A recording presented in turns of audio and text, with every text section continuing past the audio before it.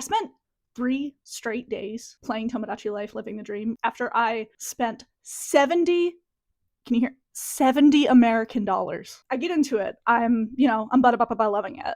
It's a great time. I'm making my OCs, my anime boys, my silly little jokey joke items. And I'm loving that I have another outlet for creativity without the pressure of posting anything online for the approval of other people. That was a big thing when New Horizons came out. That was like a status symbol to have. Who could have the prettiest island? Can you go back? Thank you. Okay. So I really enjoyed it. I had a great time in that first couple of days. And I really love the first Tomodachi Life. The new game really captures that same energy and expands upon it really well. I think it's a great addition and a good sequel. But here we are, a week or whatever later, and I've made my jokes. I've forced my Miis out of their homes and brought them to harass their canonical soulmates and, treating them like little action figures, forcing them to kiss. To no avail. I'm trying so hard and they're not smooching, and it's pissing me off. It's pissing me off. Gotta be frank. I've expanded the island to the fullest capacity. I haven't done all 70 Miis yet, but I have unlocked pretty much everything, every reno item, every room design and style. And I'm sitting here on my Nintendo branded Switch, legally playing this video game that I paid 70 American dollars for, and I'm thinking, now what? Now what? What am I supposed to do in this fucking game? It's not just that I'm bitter about my OCs not being married yet. I'm also bored and praying that something new happens. I've heard this line of dialogue before. I've seen the piss fill up the fountain. No matter how many Miis I make, their personalities are kind of all the same, despite their freaky accurate astrology level personality assignments when you finish making them. I'll play you guys the message that I sent my friends this morning when I woke up. I just rolled over in this bleary morning stupor, already ready to fight Nintendo. I feel like if they're trying to do sandbox style video gaming, think of Roller Coaster Tycoon, simulation games where you have infinite control over what happens in the game. At least in those games, the variety of control that you have over objects it's not as shallow as I feel like these new Nintendo games kind of are. And then from there, you have achievements and goals, and they're not just oh, get this done because a character told you. It's this is a main goal. You are becoming a tycoon of this thing. You are a business person. Here are some very detailed, in-depth, researched business goals for you to do when you customize this world that you're creating. I don't know, man. Nintendo's oh, well, they like Minecraft. Let's make Minecraft, except let's not put any sort of in-depth story. I don't think I've heard anything out of Pokopia being story-rich aside from that initial, oh, all the humans died. And you learn that in the first, 2 minutes of the game. Is it any deeper than that? And they took the concert hall out of Tomodachi Life. You can't make your Mii sing anymore. What the fuck is up with that? Nintendo. I'm not gonna sit here and say, oh no, players shouldn't have any control over their game. They need to follow what the devs tell them. We should be grateful that Nintendo has blessed us with a video game. I'm being really mean. I don't mean to be this mean and angry about it, but I've had too much caffeine and I'm sweaty and riled up. But like everything in life, there is nuance and a gray area and a middle ground. Let's talk about it. When Animal Crossing New Horizons was announced, do you know how obsessively hyped I was about this? My friend's older brother had a copy of Population Growing that he sometimes let me into his room to play, and immediately after, I begged my mama to go out and buy it for me on the way to my second grade talent show. And I poured over that box every little image, every line of text that I could barely read because I was 7 years old. I should have been able to read by then. Oops. And then for New Leaf, I had that thing on me. I had the motherfucking thing on me constantly, every lunch period in high school, every single day. I was on that beetle grind. I was destroying the landscape of this beautiful tropical island so I could catch a Hercules beetle instead of spending my summer nights hanging out with real people or going to parties like a normal teenager. So New Horizons got announced. I was locked the fuck in. Every little pixel of new content before it's released went triple platinum on my YouTube algo in 2020. I was like, what do you mean you can decorate outside? Every inch of this island you can make perfect and beautiful. You can do whatever you want on this island. I was smitten. I was completely invested. I totally understood that they were doing Minecraft, but Nintendo. Doing Minecraft, but Animal Crossing. Minecraft with a Animal Crossing sheen over it. The IP splattered on it. The IP that Nintendo owns splattered across this style of gameplay that has made trillions of dollars worldwide. So I understand why they made the changes that they did. They're like, oh, let's do some crafting. Everyone's doing crafting, right? You don't need, if you're gonna put a crafting mechanic in your game, make it worth my time. Make it do something. Make it good. Make it good. You can decorate every inch of your island. You can decide if villagers move out and where they move in. Do you know how revolutionary this was? I was very excited. But after hours had passed and my island was chock full of pretty bullshit, and each section had its own little theme and purpose, I found myself saying, okay, now what? Now what? My villagers didn't really do anything with these objects. I can't interact with most of them. Like, I can sit down on them, all right, but I can't, like, sippy that little coffee drink in a little cafe I spent like 30 minutes building. I found out pretty quickly that this world was functionally empty, despite how much shit I put in it that lagged the fuck out of my game. I put together this amazing little world, and I can't even meaningfully engage with it.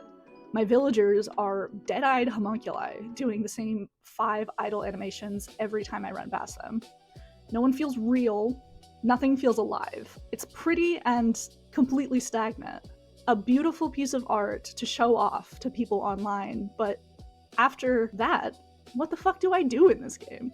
The same 3 chores all day for the same animations every single time. Everything is predictable. Everything is going to behave exactly the way you expect it to. Nothing is interesting and nothing changes. And why does it feel so off? On the surface, this is an accurate Animal Crossing game. Plant fruit trees, pay off your debts, fish, chat with your neighbors. Now, this point has been discussed in depth since New Horizons came out. We know that core features are lacking, the villagers are more agreeable and less interesting than they used to be, and overall the gameplay feels more like it's going through the motions of an Animal Crossing game, hitting all the correct boxes, and then leaving it at that. But when I think back on what made the original Animal Crossing so appealing to me, why I was so excited to come upon a new holiday or special event, running into a ghost in the middle of the night randomly, finding a cozy little igloo had been built on one of my acres without me knowing, or kicking like the random ball that would spawn into your worlds and then kicking it into the river because I didn't really understand what to do with it. But again, I was in 2nd grade. It was unpredictable. It was like random little sprinkles of magic and mystery. And I had no control over that. I had no control over any of it. Compare this to a game like The Sims. It's a game that suffers from a heavy front-loading of effort to craft the perfect house, perfect Sims, perfect family, at least the way that I like to play it. But there's a reason why people talk endlessly about how amazing Sims 1, 2, even 3, I do love 3, that was my main one, and how amazing those games were, how crazy and fun and unpredictable the Sims were in the world you'd created. No matter how much control you had, there were still opportunities for spontaneity. It felt like the game was playing with you, not bending to your will. And there's something to be said about Sims 4 and how it suffers from this exact problem of having too much control with no pushback. Pretty games that are useless if they're not rewarding the player proportionally to how much effort they put into making it their own. Like, I've stuffed this thing with visual stimulation, like, to the brim. I have made this so overwhelming and overstimulating, but a good game would have the things that you've put into it like mean something, I guess. Like, they would mean something, or at the very least, like, do something. I loved the My Sims series, and it wasn't because of its elaborate, in-depth decorating customization options. And then in later games, they had even taken away some of the customization abilities in that game. I loved the characters. I loved that I had just enough room to make a character of my own in this world that could play with these Sims that had so much personality and unique plot lines and dialogue to feel like actual people I was living with or going on adventures with. I wasn't a god in this world, I was part of it. These characters were my friends. They weren't my servants. They weren't my little subjects and chess pieces to play with. They were things that I got an equal amount of reward from for interacting with. It was rewarding to go up and talk to them because they would say something interesting or cool, or something that fit their personality, or something that surprised you. And that's what made it an engaging and fun game, and that's why I loved it so much. There was enough room for imagination that didn't feel like the brunt of the fun is up to me to have. And I think that's the main reason why these Nintendo games are suffering lately, because it's like they're putting too much on us to have fun with their games. They're like, okay, here's the tools to have fun. We're not going to do anything aside from that. Have fun in the way that you want to, which is, awesome, but have fun in the way you want to. We're not going to, like, help you any further than that, I guess. Like, that's kind of how it feels. And I know that this speaks to an adjacent game genre to what other people might want from their simulation games. Like, yeah, I know it's fun to take out the ladder and make our little ones and zeros drown in the pool, but it feels like Nintendo wants us to think that they're making games with a lot of personality and heart, but they just slap their IPs on it, make a cute critter from our childhood to, like, project our nostalgic affection onto, and then, like, they think that counts as making real characters. They think that counts as, like, we're actually making something unique and original, but it's just our shit with a different sort of shallow way to interact with them. It's like there's this thin layer of projection, like, oh, look, it's Bulbasaur! Oh my god! Let's get this place humid! Whatever he says in Pokopia. I don't know, I haven't played it because I'm not going to spend $800 on a fucking Switch 2. You got Bob. Everyone loves Bob. We love Bob. He's so funny. Have you seen that meme of Bob? He's in this video game. He doesn't do anything new, but he's there. He's not, like, interesting or cool, but he's there. And then, like, with Tomodachi Life, it's like, oh my god, you can, like, remember on the Wii when you could, like, pick up the Miis and they did, like, a little wiggle? You guys remember that? Yeah. You remember, like Wii bowling? We don't have that. We don't have Wii bowling in this new Mii game. We don't have it. The, like, main thing that you remember from Wii Sports with Miis, we don't have it in this video game. We don't have it. Stop asking us to give it to you. Stop asking us to do our jobs. We don't want to do it. We want to make money and enslave people. But, like, once that membrane of affection pops, what are we left with? Once we realize that these characters are nothing more than, like, hollow shells with kawaii little faces, what is going to keep us playing this video game? I finish making something pretty, and then the game rots on my shelf or on my SD card until the inevitable day that Nintendo charges you $5 trillion to access your own game library.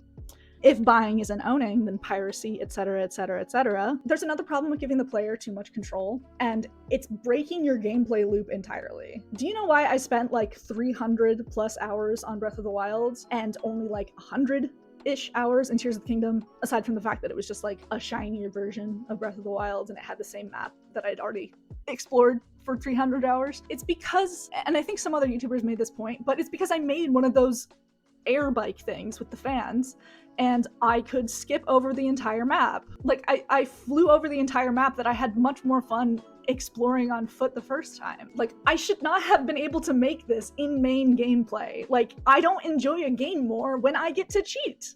Fun fact, my favorite Pokemon game?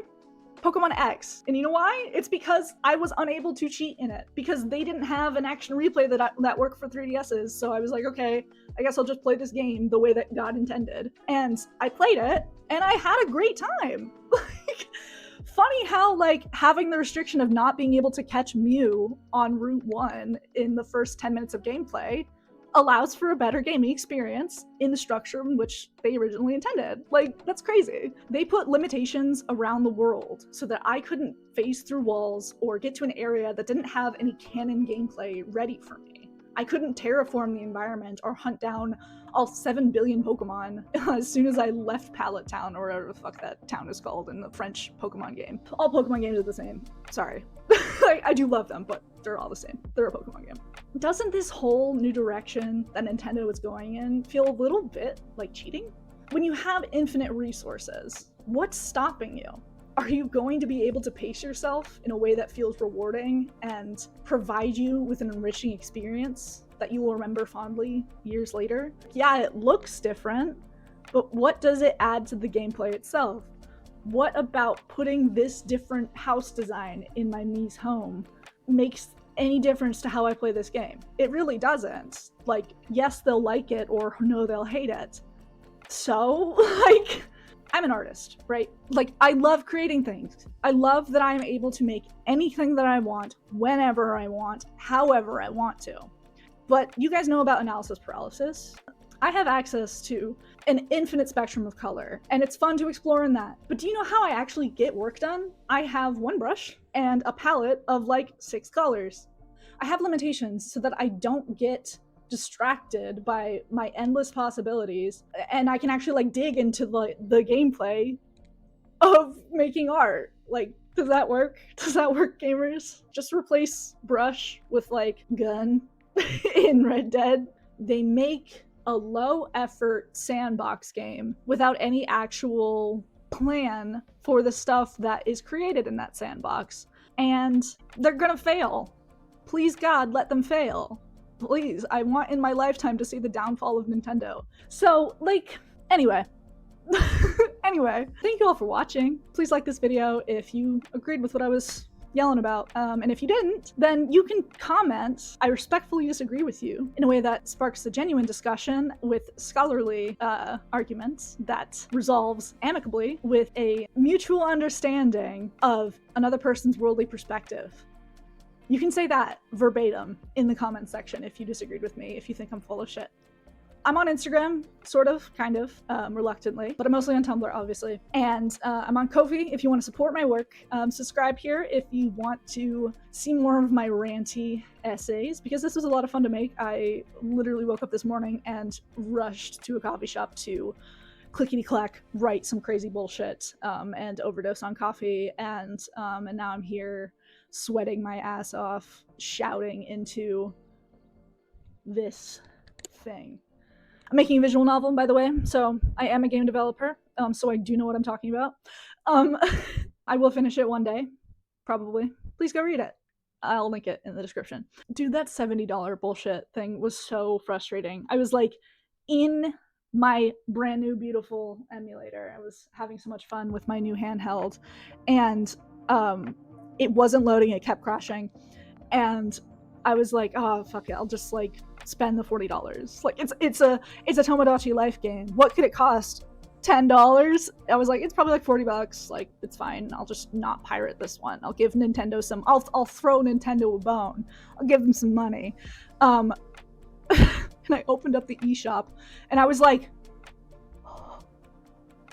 $67.99 or whatever. A goddamn Mii simulator. Like, I hate you, Nintendo. Like, I hate you so much. You've crafted my childhood. You have brought upon me so much joy and love and creativity and inspiration to my life. I hate you so. As a company, I hate you. And you know this. You know that people hate you. You know this. Make a good game. Make a good game. I'm begging you. Okay. Bye.